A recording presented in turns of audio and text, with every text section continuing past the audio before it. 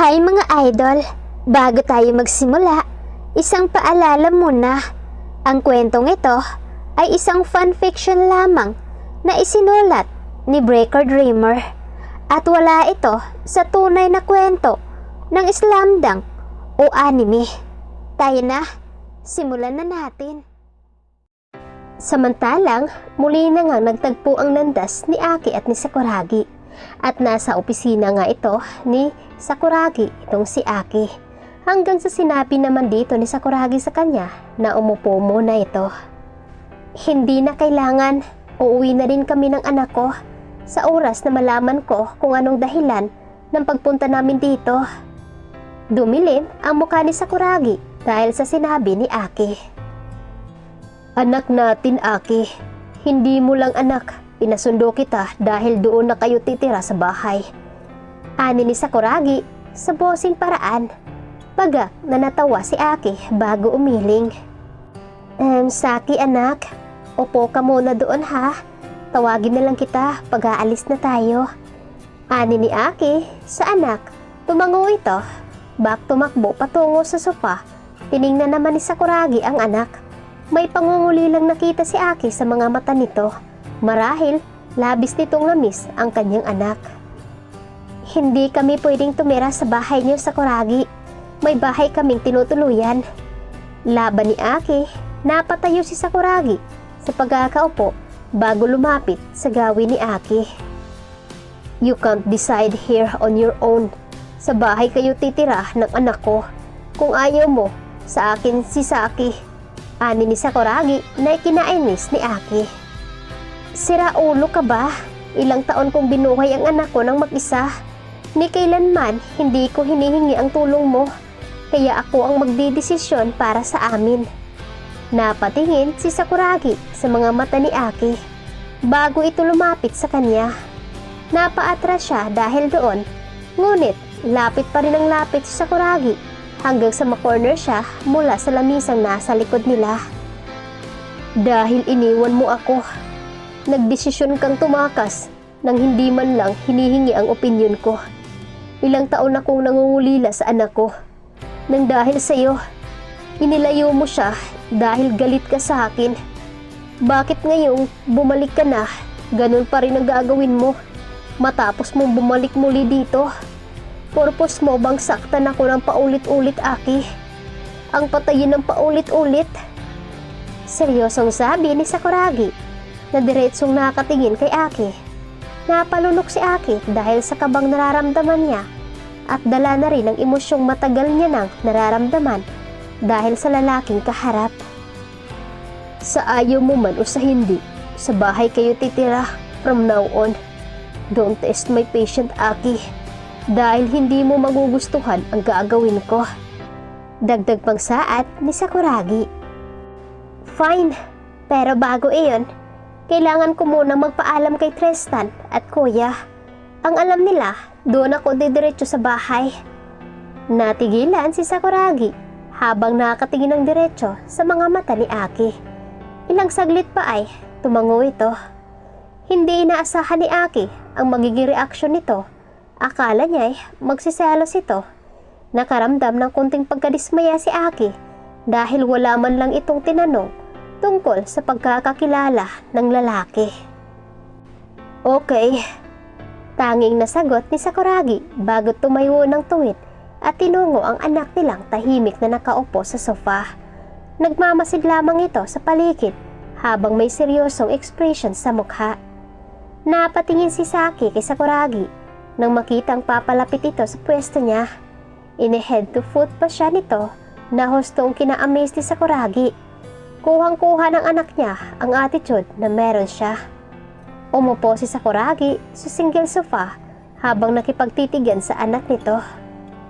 Carbon copy. Tanging nasa isip ni Sakuragi nang pagmasdan niya ng maigi ang anak. Bakit ka nakatingin sa akin ng ganyan, mister? Takang tanong ng bata na may masungit na expression. Umiling si Sakuragi bago natawa ng mahina. Ang kasungitan, nagmana naman sa ina. Muling natawa si Sakuragi sa naisip Kaya nagulat na lamang siya nang makalapit na si Saki sa pwesto niya at sinuntok siya sa braso. Bakit ka po nagingiti dyan? Are you underestimating me? Naitikom ni Sakuragi ang bibig upang maiwasang hindi mapangiti pang muli. Kahit ang suntok nito kakaiba, malakas na. Hindi talaga mapagkakailang anak ko ito.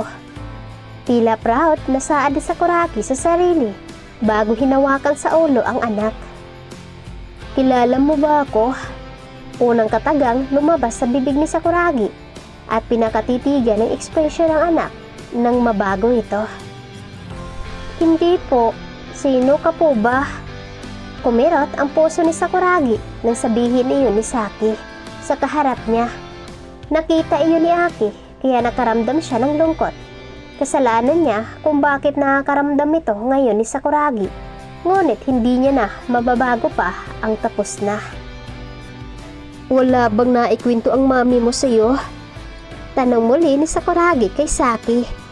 Tumingin si Saki kay Aki bago muling tumingin kay Sakuragi. Wala po. Hindi na muling nagtanong si Sakuragi. Pinilit niya na lamang umiti sa harapan ng anak bago itihinila para mayakap. Nang mayakap niya ito, doon lamang bumagsak ang luha sa kanyang mga mata.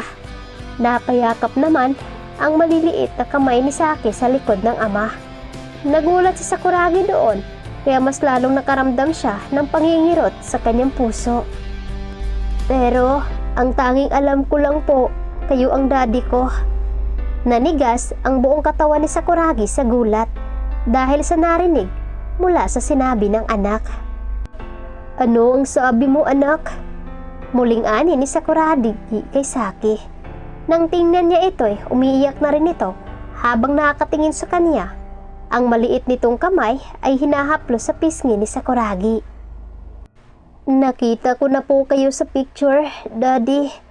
Lagi po kayong ikinikwento ng ni Grandma Akira sa akin kung gaano nyo kami kamahal at kung gaano mo pinapahalagahan ang mga taong mahal nyo pag wala si Mami para pumasok sa pag-aaral at work si Grandma. Palagi ang nagkikwento sa akin ng tungkol sa inyo. Ni isang kwento po doon ni Grandma hindi ko kinalimutan kasi gusto ko pong makilala kayo. Pagkwento ni Saki, napahagulhol si Sakuragi at muling hinila ang anak para mayakap ito ng mahigpit. Hindi ko alam, anak. I'm sorry kung iniwan at pinabayaan ko kayo. Iyak na saad ni Sakuragi habang yakap-yakap ang anak ng mahigpit. Hindi po, Daddy. Sorry din po kanina kung nagsinungaling ako na hindi kita kilala. Gusto ko lang po makita kung ano ang gagawin nyo sa oras na magsinungaling ako. Pero nung makita ko kung gaano kayo nasaktan at nagsisisi, sinabi ko na po sa inyo. Natawa si Sakuragi sa sinabi ng anak bago hinalik-halikan ang ulo nito. Okay lang, anak, huwag kang mag-sorry. Hindi galit si Daddy. Mahal na mahal ka ni Daddy. Sobrang mahal na mahal. Muling hinakap ni Sakuragi si Saki at hinagka ng paulit-ulit dahil sa pagkamis dito. Samantalang, si Aki naman ay hindi na maiwasang makaramdam ng tuwa habang pinagmamasdan ang mag-ama. Ito ang gusto niyang masaksihan noon pa lang. Nagsisiman siya na iniwan niya ito at hindi ipinaglaban. Ang mahalaga ngayon ay nakita niya ng masaya ang kanyang anak. Mami, tawag ni Saki sa mami nitong si Aki. Napabaling ang tingin ni Aki sa anak bago nginitian. Yes, baby. Tugo ni Aki sa kanyang anak. Punta ka dito. Gusto ko po kayong mayakap ni Daddy na magkasama. Kinabahan naman si Aki nang sabihin iyon ng anak. Napatingin siya kay Sakuragi na may blankong ekspresyon bago umiwas at napalunok. Okay, anak, sagot nito bago naglakad palapit sa pwesto nila. Muntik pang matapilok si Aki sa sobrang kaba kaya agad siyang nahawakan ni Sakuragi sa braso. Careful. Malamig na togo ni Sakuragi kay Aki. Tumango si Aki kay Sakuragi bago lumapit sa kanilang anak. Anak, mamaya aalis na tayo ha. Dadalhin na muna kita sa bahay ng tito mo. Ani ni Aki sa anak. Ngumuso naman ang anak at napatingin kay Sakuragi ng malungkot. Magkabalikan na nga ba si Sakuragi at Aki? Kaya ito ang dapat nating aabangan mga fam sa susunod.